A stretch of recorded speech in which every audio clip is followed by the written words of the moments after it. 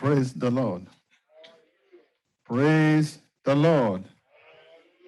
We bless the name of the Lord for thus far the Lord has helped us in our worship service today. We have in our midst Mr. Akin Agbola. Can you just rise on your feet as the Church of God pray for you? We have Mr. Dennis.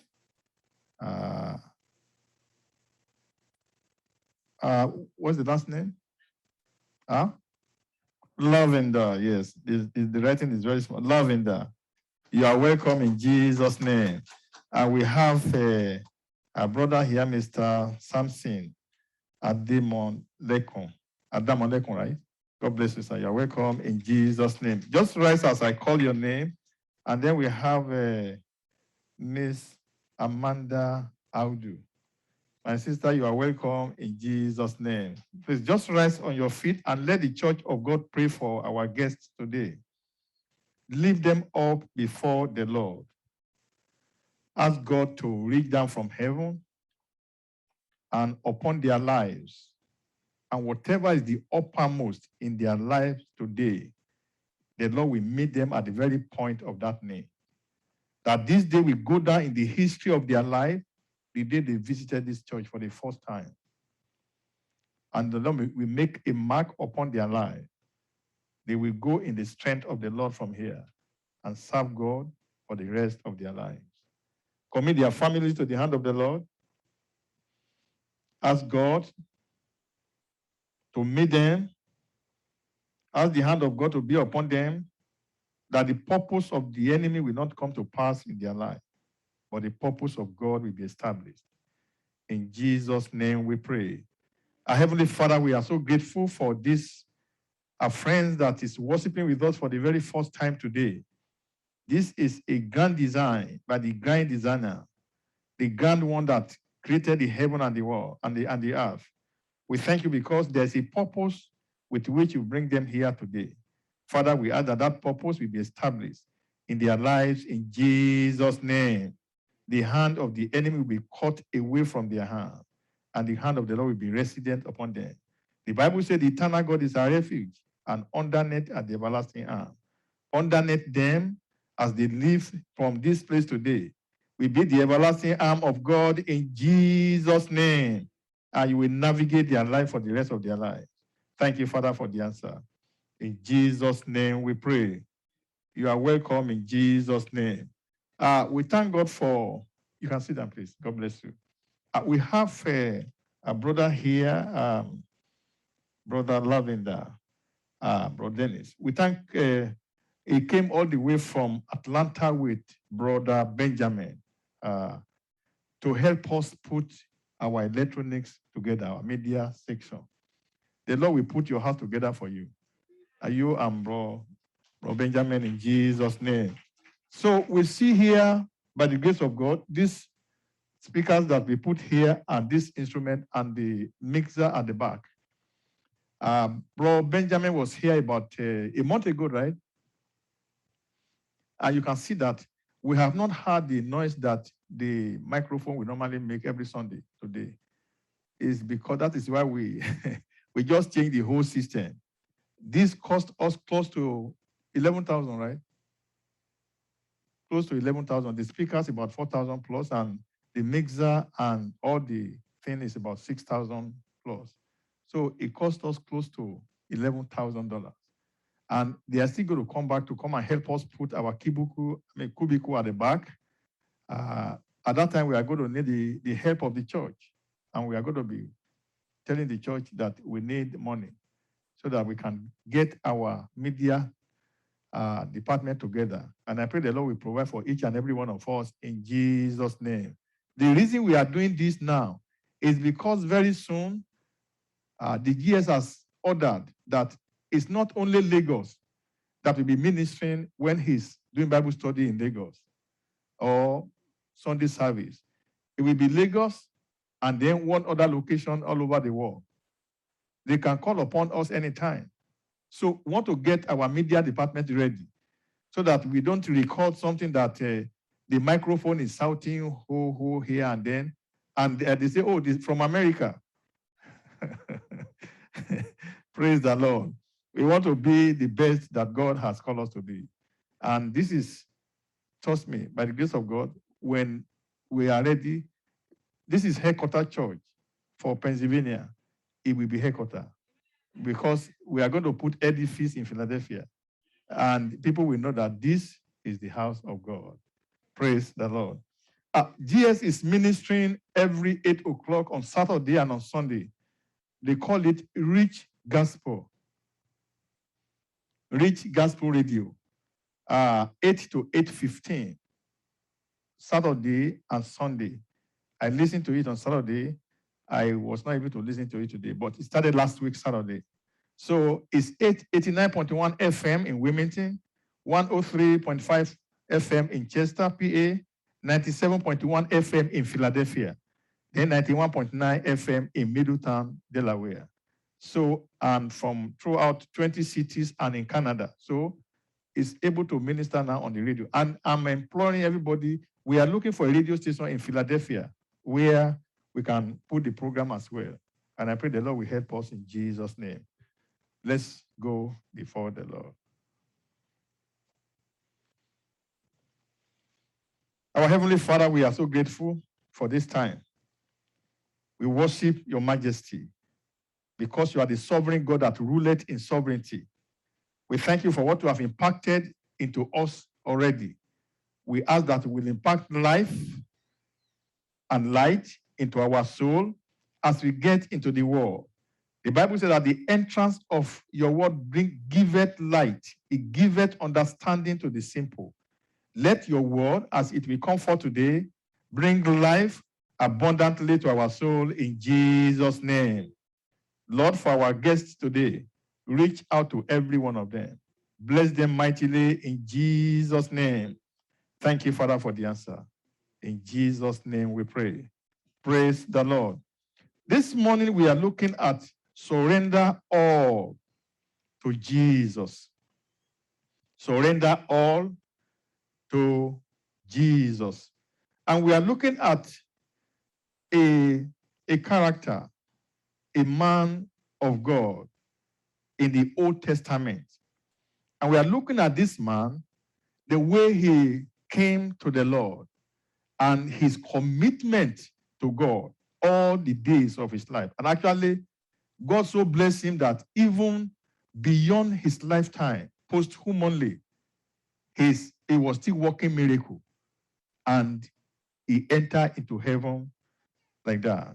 And I pray that the Lord will so bless each and every one of us this morning that like this man of God, our life will not be in vain in Jesus' name.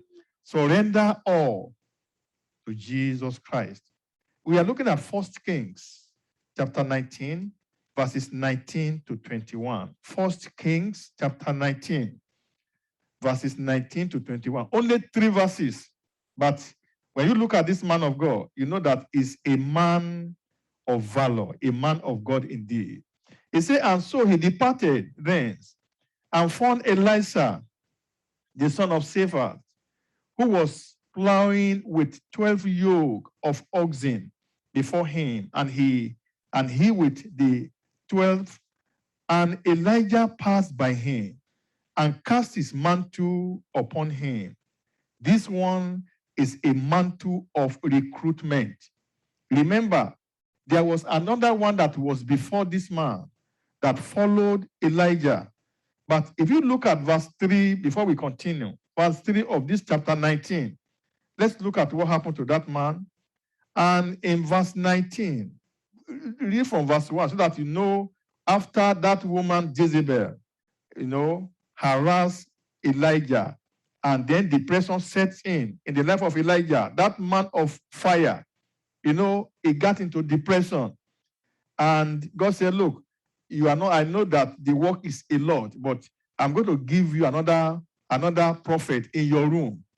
But look at, we are looking at the servant that followed him before this Elisha came to the scene. And Ahab told Jezebel all that Elijah had done, and with all how he had slain all the prophets with the sword. Then Jezebel sent a messenger unto Elijah, saying, so let the gods do to me, and more also, if I make not thy life as the life of one of them by tomorrow about this time. Jezebel, very, very bold. It was a daughter of a king.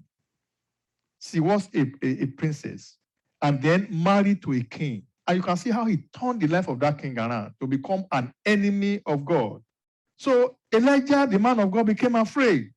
And when he saw that, he arose and went for his life and came to Bathsheba, which belonged to Judah. And what happened to his servant? He left his servant there. I pray you will not be left behind. But you will see this man here that we are talking about today. That is the one that took over as the servant of Elijah. So in verse 20, and he left the oxen and ran after Elijah and said, let me, I pray thee, kiss my father and my mother, and then I will follow thee. And he said unto him, go back again, for what have I done to thee?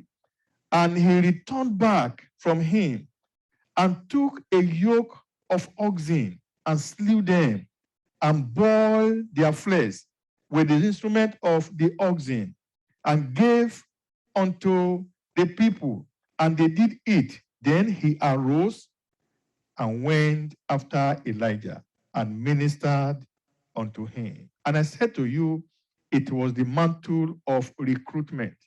And we can see here from these 3 verses that we have read, we have great challenges and important lesson to learn of a man that met God like that and the way he continued with God.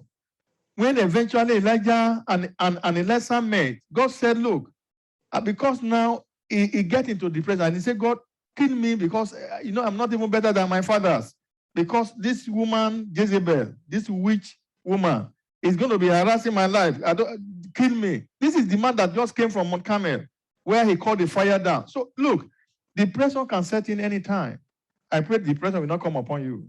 You will not be frustrated in life, and you will not be stressed out that, you want to get out of your skin. I pray the Lord will help us in Jesus' name. So he said here, immediately he met Elijah, that Elijah cast his mantle upon him.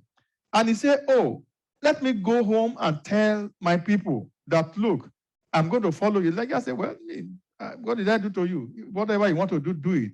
But this man went back. And look, this man is a CEO of a prosperous company. 12 yokes of oxen. Today, those are caterpillars that they use to mechanize farming. That's what he is into, mechanized farming. And is a very rich man. But when the call of God came upon his life, what did he do? He looked at those instruments that he used and the oxen. He killed one and burned everything and give the meat to the family and the people around. And he carried his just clothes and follow after Elijah. And what is he going to do? A CEO of a company, I said it last week. What is he going to follow this man of God for? This man that you can hardly see him. It is only when God says, thus said the Lord, that we see Elijah on the street with camel skin. He has no, desirable clothing on. But this guy CEO that is so rich with big company is going to be following him. So, and what is he going to be doing for Elijah? It's just to put water in the hand of Elijah. How many of us, I said it last week, that can do that? You leave your company. You just establish, you labor over it, and now the Lord has blessed it. It has bloomed and blossomed. And then they say the call of God come. I don't know how many people will say, okay, I want to follow. Somebody call you now and say, okay, can you go back to Nigeria? Go and be a pastor in one village. And say, that is where God is calling you. Some of the people will say, you know what? I don't want to do that job no more. I don't want to be a pastor no more. I pray you will be a pastor. No matter where God is calling you, you'll be a pastor in Jesus' name. So Elijah's method of revealing the call to Elisha was very dramatic. He cast his mantle upon Elisha without uttering any single word. He didn't even say anything to him. But it was the mantle of recruitment. And the way Elisha handled it, he handled it with, I don't know what that man see in the life of Elisha. I don't know whether he has been following Elijah. He has looked at how he has been living his life as a prophet. Remember, you cannot see Elijah on the street at that time. It will only be when God wants to send him to do a particular function that we see Elijah. It's not a man that is here and there and there. Only when he has a message from God, you see him going to deliver that message. What we are learning from this man called Elisha is that he burned the bridge behind him. He looked at the call. He looked at his master. He looked at what he's getting himself into. And he knew at that time that, look, if I'm going to follow this man, I have to forget about my company. I have to forget about whatever I have had in the time past, to leave everything and to follow this man of God. He bade farewell to his family and then follow this great man of fire.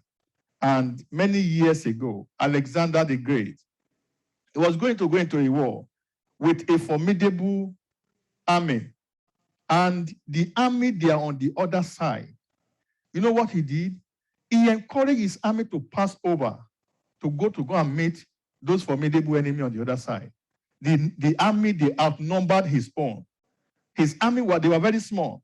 But the army of Alexander the Great, men of valor. You know what he did after they passed the bridge? He blew the bridge behind them. Why? Because he doesn't want them to look back and say, okay, if the war is too fierce, I will go back. He blew the bridge so that you know that if you are going to go back, you are going to drown in the river. So, seeing that, they muster strength and they conquer that formidable army. You will conquer your enemy. And that is the call that God is calling us to do. He's calling us to the ministry, calling us to go out and minister. So you can see here, Alexander the Great, he was a man of wisdom. The way he planned to attack the enemy, is you will just know that this is a man that has a lot of wisdom. And any battle, it will have a resounding victory. I said to you last week about General Sama. He's an American soldier. And this man is a man of valor. And everybody fear him. General Sama. You can go and look him up. Is the one that ultimately put an end to the Civil War in America. Because they fought in Atlanta, Georgia, Altona. That is the fort that the supplies comes in to the soldier. And if that fort is lost, then the war is over. The enemy, the enemy will win the war. But with General Sama, anywhere he is, victory is sure. It's like you say, Christ is going to help me in this battle. And Christ is helping us every day. That is how his army believed in him. So this fort, the enemy came, and the battle was fierce. And the enemy, they were just killing the army of General Sama. Just killing them, just eliminating them. Just for little for them to surrender. Then they saw one flag flying at a distance. Hold the fort. That was how that song, that hymn came forth. Hold the fort, for I am coming. They saw it, hold the fort. General Sama is here. So the remainder army, very few of them, they muster strength. We are going to do whatever it takes us to hold this fort, because they know that as soon as that general comes in, the battle is over. They hold the fort. Then General Sama came and took over. In fact, in the battle, his second in command was killed. The one that he put there, he was killed. And then the one that followed him was badly, gravely wounded. But when the man surfaced there, he took over. The war was won, and the fort was saved. You will win your battle. We're looking at 3 points. Number one, Christ's call. to follow him. Christ is calling you. Christ is calling me to follow him. And we follow him. Nothing will distract us in Jesus' name. Number 2 is consecration and cross-bearing to follow Christ. It will cost you something. You must pay a price for it, following Christ. It's not a trivial matter. It's a serious matter. So many things will contend with you, but you have to make up your mind and burn the bridge behind you. Whatever will make you to look back into the world, you must cut it out. Then number 3 is crown for the determined pilgrim. Crown for the determined pilgrim. You remember the other servant of Elijah. It was not a man of vision. And because he has no vision in life, no mission, no vision, Elijah said to him, stay here in Bathsheba. I want to go to such and such a place and come back. That's the last we heard about that man. But you will see the one that was determined. Even though Elijah tried to persuade him 3 times, the man said, no, I'm not going to stay back anywhere. As you go, I go. Where you are, there will I be. I pray where Christ is, there you will be in Jesus' name. Point number 1, the call of God is universal. As Christ called Elisha of old, so the Lord is calling everyone today. He expects us to respond immediately and not to delay. We must not be dilly-dallying. You know, when a call of God come, don't say, I want to go and talk to my father, I want to go and talk to my mother, I want to go and call my friend. Just accept the call of God and go for it. Because if you go to talk to your friend will tell you 101 reasons why that call I don't think is for you at this time. You know, there's pandemic outside. COVID-19 is there. Why are you going to just sit down? Before you know it, you say, you know what, I will consider, later I will think about it, and then you will not go. Not Elisha. Immediately that call came, Elisha went, and as he went, the Lord is calling us today. He expects us to respond immediately. If you have been living in sin, and the call of God come to you for salvation, just like we said this morning, you know that it's time to forsake sin and to come to the Lord, because the time is fast spent and death can come anytime. Nobody is promised tomorrow. We just living by the grace of God. Thank God that you are saved. You are sustained by grace as a saint of God. The sinner, I pray they will repent from their sin. So God is calling us to salvation. Come out of the world, out of sin. Repent and surrender your life entirely to Christ. You must realize that this call is coming to you to prepare you for an everlasting life, to bestow blessings, spiritual blessing upon your life. When you hear this call today, that the world is going to an end and the life is not waiting for any man, time is not waiting for any man, that today is the day of your salvation, then you want to give your life to Christ today. The people who are busy on legitimate service or vocation are usually the ones who the call of God comes to. Look at Moses. Moses was busy in the palace. Look at Elisha. Elisha was a CEO of a prosperous mechanized farm.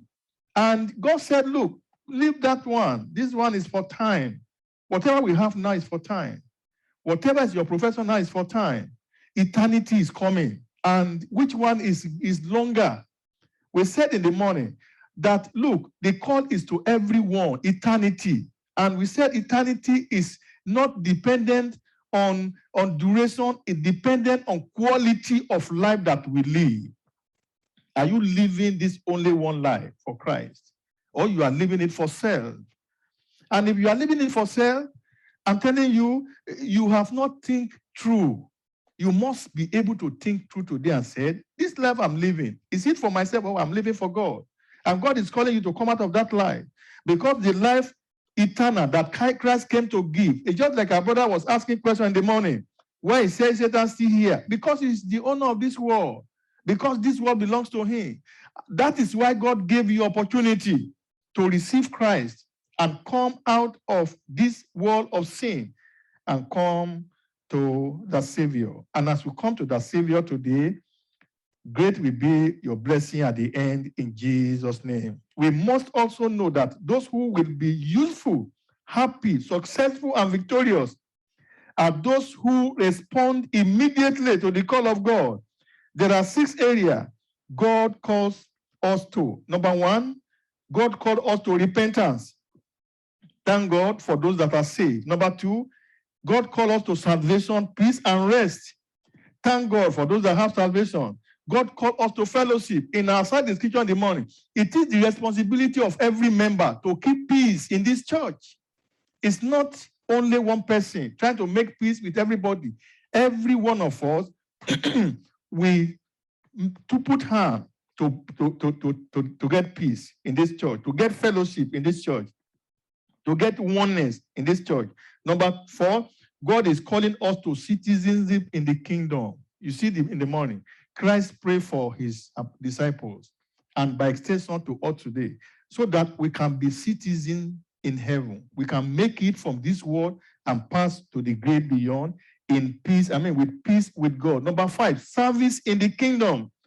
And number 6 is separation from the world. Remember the 6 things that God has called us from, to come and do. Number 1 is repentance, then salvation and peace and rest, fellowship, citizenship in the kingdom, service in the kingdom, and separation from the world. I pray as you receive this call this morning, great will be your blessing. You will not fall by the wayside in Jesus' name. Number 2 is consecration and cross-bearing to follow Christ. Consecration and cross-bearing to follow Christ. Let's see in Ruth chapter, let's read in our First King number 1. First King chapter 19, verses 20 and 21. First Kings chapter 19, verses 20 and 21. Consecration and cross-bearing to follow Christ. In verse 20, he said, and he left the oxen and ran after Elijah and said, let me, I pray thee, kiss my father and my mother, and then I will follow thee. And he said unto him, go back again, for what have I done to thee? And he turned back from him and took a yoke of oxen and slew them and boiled their flesh with the instrument of the oxen. You see, he put everything, burned them off, and gave unto the people, and they did eat. Then he arose and went after Elijah and ministered unto him. That's the only responsibility. Just minister unto this man of God. So you see here now, he forsake everything, burned the bridge behind him to follow Elijah. Let's see in Ruth chapter 1.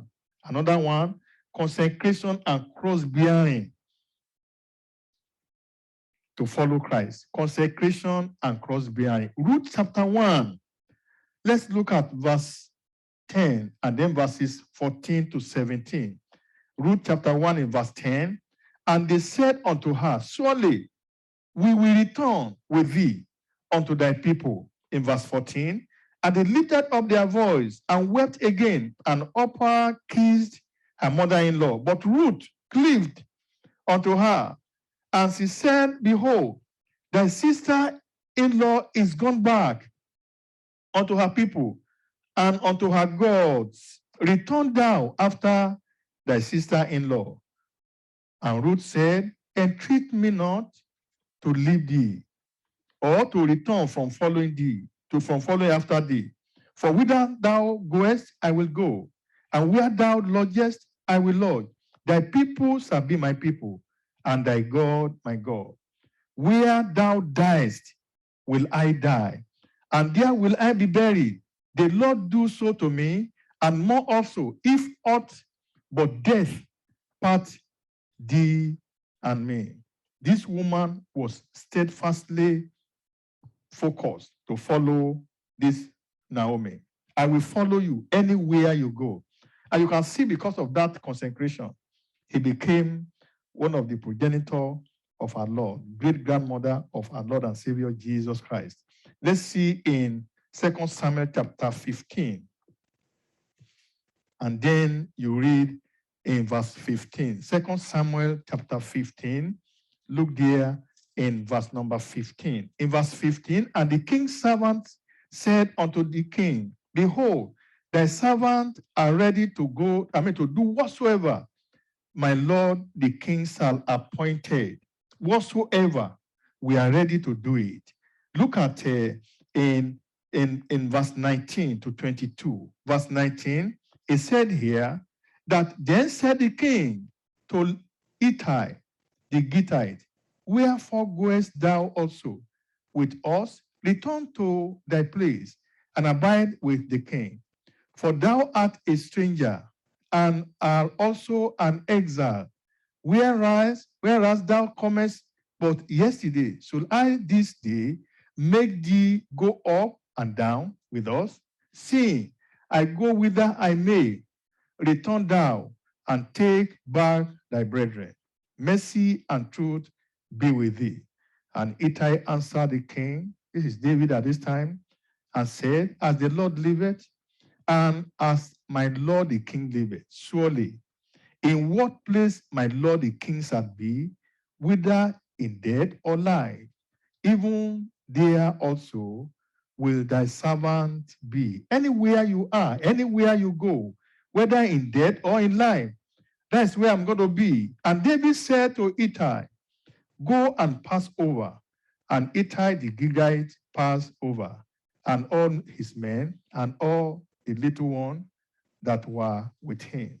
They passed over. And you can see. And you look at Jephthah in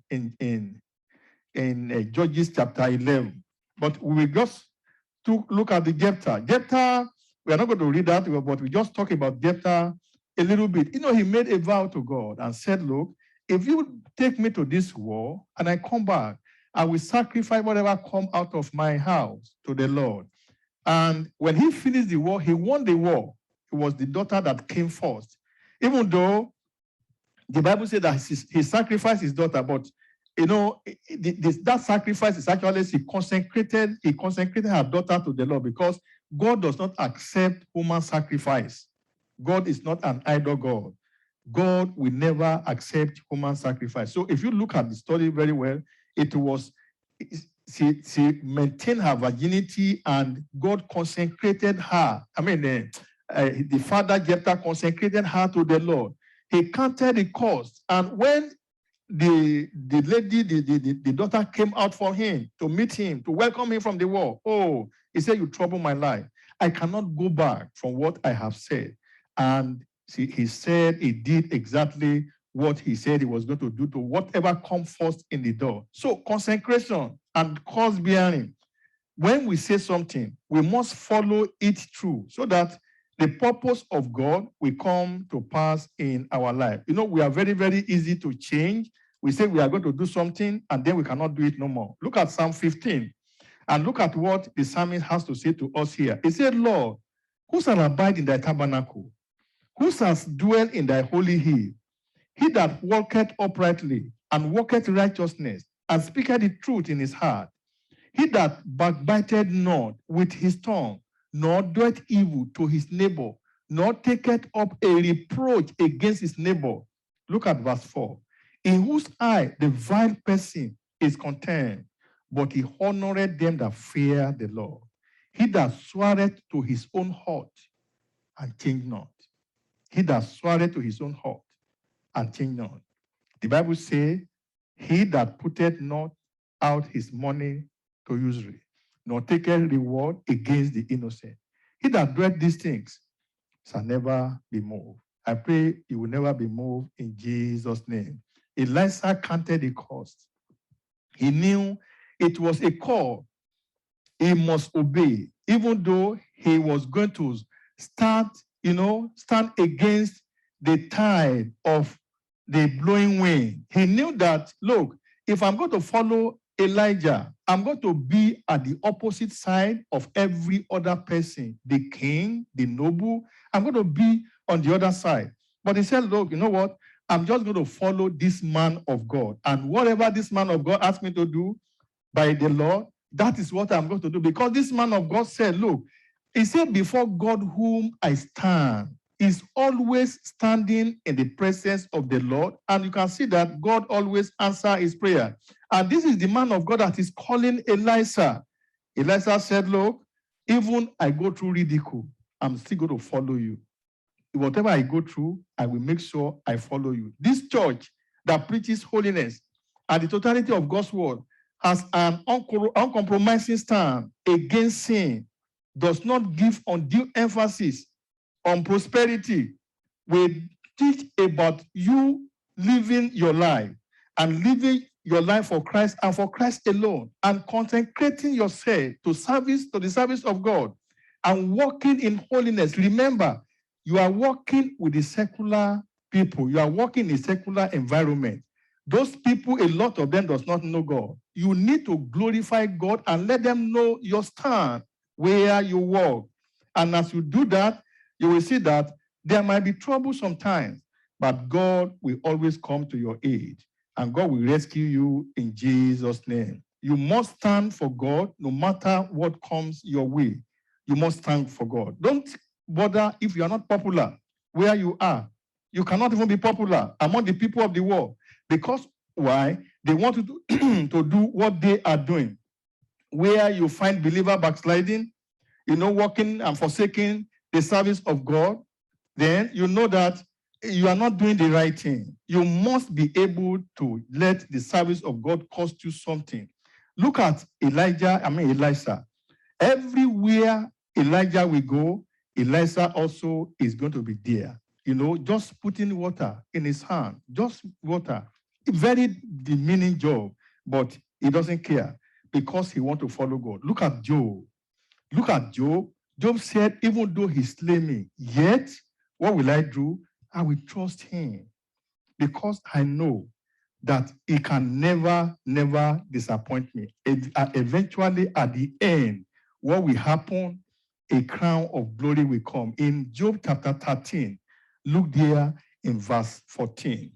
In Job chapter 13, verses 14 and 15, it says, wherefore do I take my flesh in my teeth and put my life in my hand? Though he slay me, yet will I trust him. But I will maintain my own ways before him. He also shall be my salvation.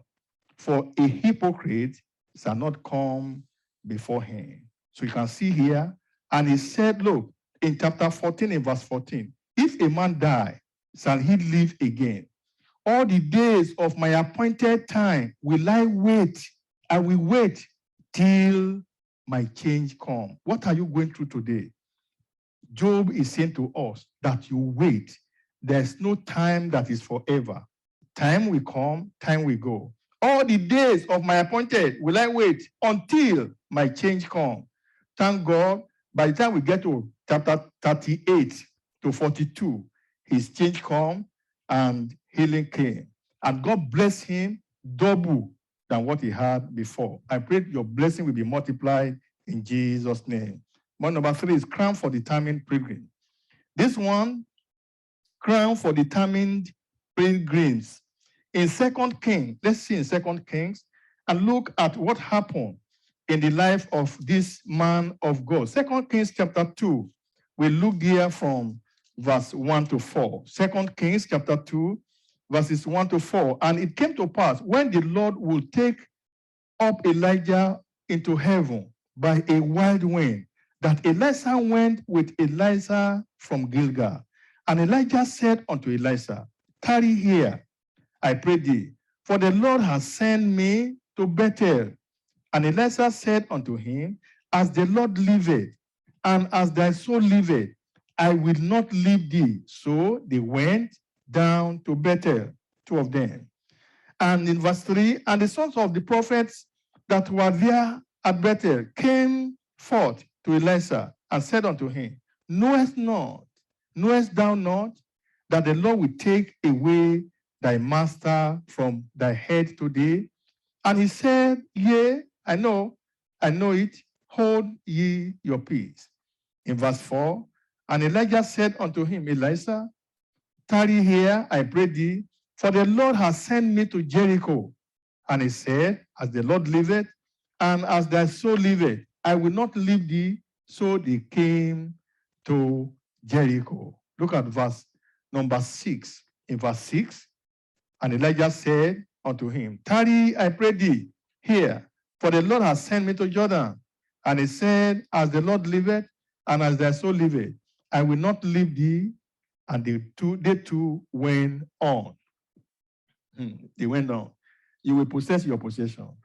Your blessing will not be taken away from you in Jesus' name. You know, Elijah just want to see his resilience.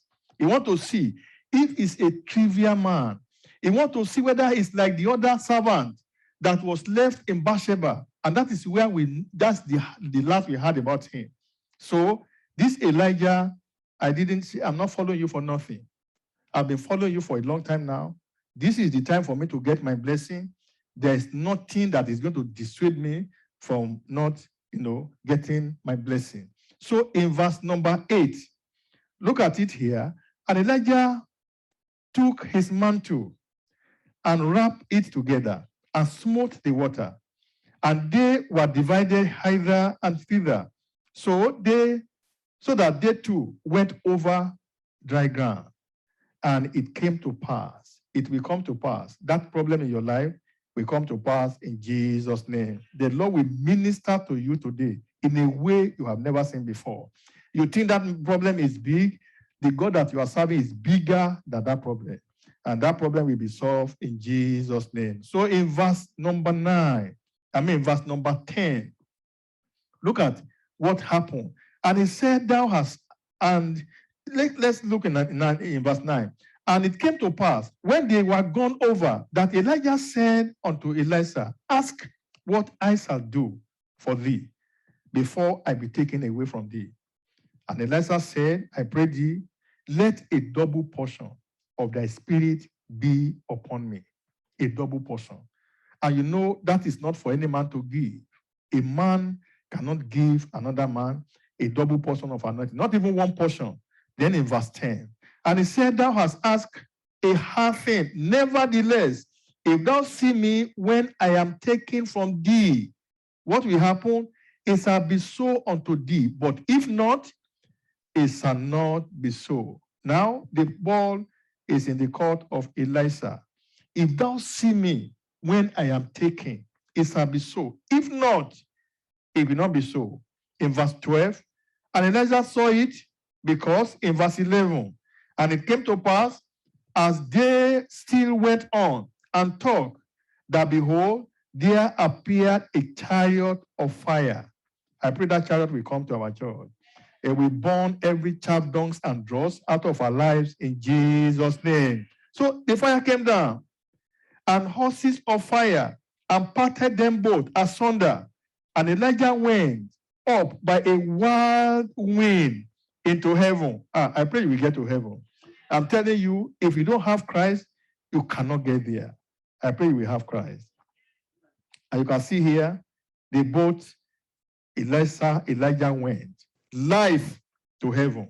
And in verse 12, and Elisha saw it. You will see your victory. You will see victory over your enemy. You will see victory over any disease upon your life today in Jesus' name. And Elisha saw it, and he cried, my father, the chariot of Israel, and the horsemen thereof.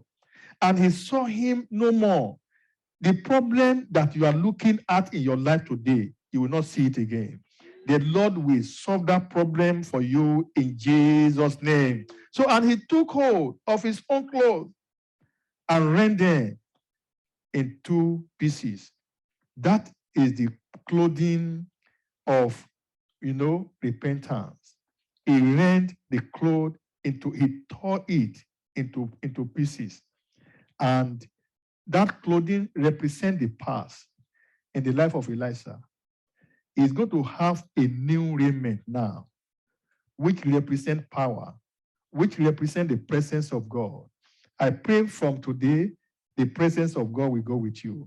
So you can see here, Elisha never remained the same again. Never. In verse 13, he took up also the mantle of Elijah that fell from him, and went back and stood by the bank of Jordan. And he took the mantle of Elijah that fell from him and smote the water. Remember, he tore his own into two. He threw that one away. That's the past. I'm no more in that clothing. I'm no more the former Elisha that you used to know. This is a new Elisha now. He will be a new man for Christ, a new man with power, a new man with authority. And you can see here, it said now, it got to that same Jordan that they just crossed just few hours ago. Where is the Lord God of Elijah? And when he also had smitten the water, they parted hither and thither, and Elisha went over. You will go over. Over your problem, you will go over it. It shall not hurt you in Jesus' name. He said God is looking for determined pilgrims today who will be resolutely committed to pray through, read the word of God through, and serve the Lord till the very end of his life. Are you going to hold on to Jesus and serve Jesus to the very end of your life? And where God can find such a man or a woman, he will use that man or a woman as a channel of blessing in this our generation. And you can be that man today. You can be that woman today. Elisha saw Elijah when he was taken up. You will see your blessing in this world. You will see your blessing in the world to come in Jesus' name. Remember, if your blessing is the one that you can spend here in this world and is over, then that blessing is not from God. But if it is the one that will transcend unto eternity, then that is the real blessing. God is looking for that man. How did God reward Elisha? His reward span his life, death, and on to eternity. From the point he started to follow the Lord, he was crowned with the power, with authority, with glory, with anointing, and with revelation, gifts that God gave to him. Spirit, meaningful and useful ministry. Look at the ministry of Elijah. The ministry span, every miracle that Elijah did, he did double of that miracle. The last one happened at his death. Look at 2 Kings chapter 13 and look there, verse 20, verse 21. 2 Kings chapter 13, verses 20 and 21. In verse number 20, the Bible says, and Elisha died, that man of valor, that man of anointing, that man that has the bone of Elijah, the anointing of Elijah in his bone. And they buried him. And the bands of the Moabite invaded the land at the coming in the year. And it came to pass, as they were burying a man, that behold, they spied a band of men, and they cast the man into the sepulchre of Elisha. And when the man was laid down and touched the bone of Elisha, he revived and stood upon his feet. You can see Elijah's ministry span his life. In his death, he posthumously raised somebody up from the dead. That's how the bone was still carrying power in the grave. I pray your bone will carry power. You will carry anointing of God. In your places of work, when you get there tomorrow, they will see another man. They will see another woman. Upon your forehead will be the fire of God in Jesus' name. They will not be able to see you again. They say, this man is changed now. We don't know what has come upon him. It's the fire of God. It's the anointing of God. Remember, when Moses went to the mountain to get the 10 Commandments, the children of Israel, they could not look at his face. They say his face shone. Why? Because the man has been in the presence of God for 40 days and 40 nights. That eye carry fire. Your eyes will carry fire in Jesus' name. When you have burned the bridge behind you, you will not be able, you will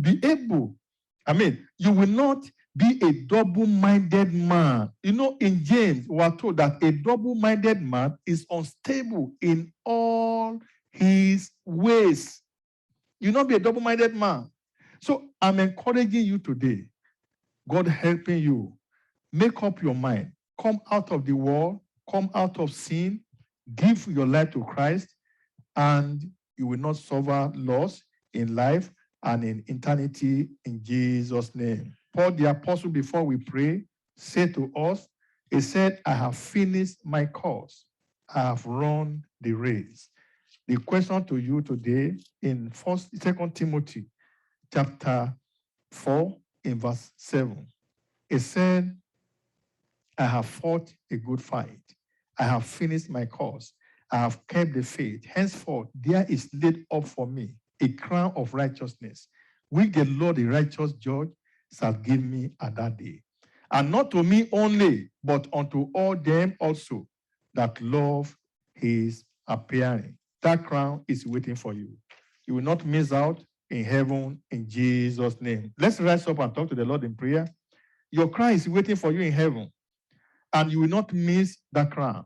Talk to the Lord in prayer that the Lord will remember you today. The Lord will remember your children. The Lord will remember your husband. The Lord will remember your wife.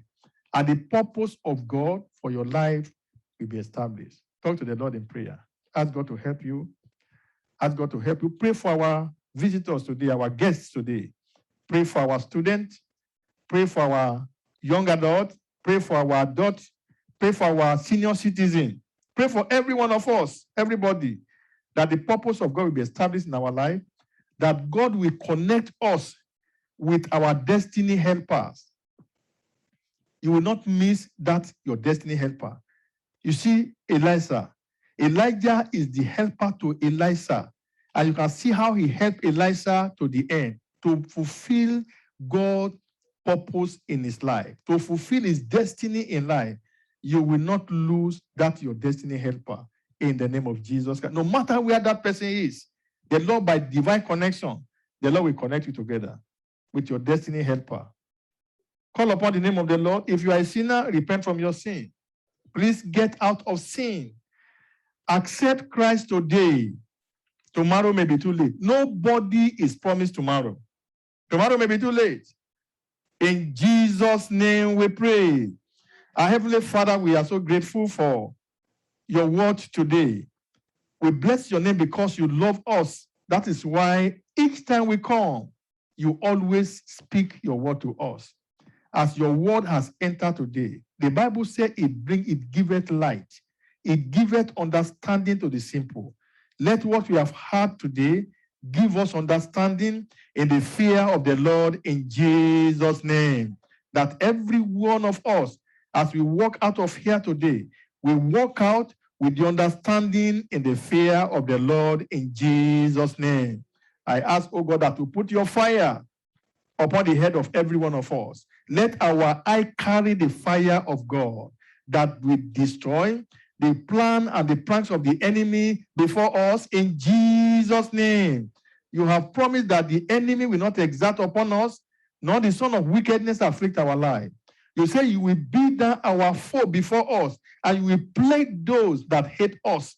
Lord, let this your word come to pass upon us, upon our families in Jesus' name. And for all our guests today, Father, how we pray that your presence will follow them home, and your presence will be upon them to change situation in their life for the better, for your glory in Jesus' name. They will never remain the same again. At the very point of their need, meet them today in Jesus' name. And for our students, Lord, we bring them before the throne. Whatever paper they have to write this week, whatever quizzes they have to do this week, whatever exam they have to do this week, we ask that the host of heaven will be their companion in their classes. Sit down with them in Jesus' name. The Bible says you will hear a voice behind you saying, this is the way, follow their name. Father, let them begin to hear the voice of God, that will minister to them the right answer to give in every situation in Jesus' name. Make them number one among equal. Make all our student candidates for scholarship in Jesus' name. And Father, for the young adults, they appreciate your servant today. Father, appreciate them, appreciate their families in Jesus' name. Minister grace to their life. Thank you, Father, for the answer. Lord, we pray for every member, those that are coming even across the state. We ask, oh God, that your presence always will always come before them and go before them in Jesus' name. Be their rear and be their vanguard. Father, Lord, visit their family. Thank you, Father, for the answer. In Jesus' name we pray. But Father, we cannot but to pray for Brother Benjamin and our brother Lavender. We ask, oh God, as they go back to Atlanta, Georgia today, let your presence be with them in the air. Let your presence land them safely in the airport in Jesus' name. And let your presence follow them home. And the family they left behind at home, Father, let your hand be mighty upon those families in Jesus' name. Thank you, Father, for the answer. In Jesus' name we pray. Let's hear the grace at the count of 2. 1, 2.